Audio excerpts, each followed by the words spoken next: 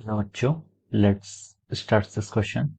So this question says, in the arrangement shown in the figure, the current through the diode is. तो ये जो आपका question है basically, इस question का अगर हम सबसे पहले की कॉन्सेप्ट देखें, इस क्वेश्चन का जो आपका की कॉन्सेप्ट है, ये क्वेश्चन आपका कहाँ से है? ये क्वेश्चन आपका डायोड से लिया गया है।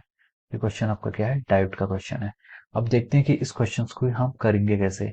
अब देखिए, अब इस क्वेश्चन में आप देखिए कि आपको डायोड आपका तभी वर्क करता है जब आपका जो ये आपका पीएन जंक्शन डायोड है।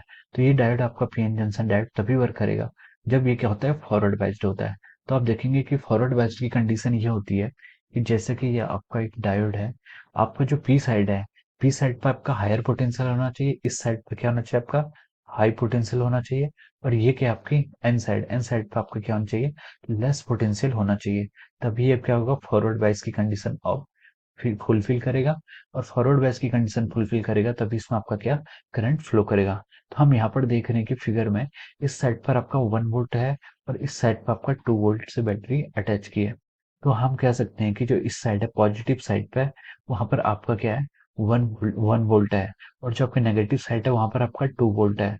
तो हम बोल सकते हैं यहाँ पर कि आपका पी साइड की तरफ, इस साइड पर आपका क्या है? लेस पोटेंशियल है। तो ये डायोड क्या है? रिवर्स बायस की तरह ऑपरेट करेगा। और रिवर्स बायस में इसका जो डिप्लीशन लेयर होती है, डिप्लीशन लेयर काफी थिन हो जाती है, जिसके कारण इसमें करंट फ्लो नहीं करती है।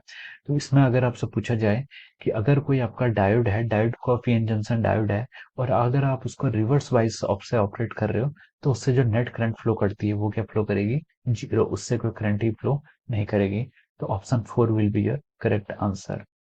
सो I hope you understood this concept. Thank you so much.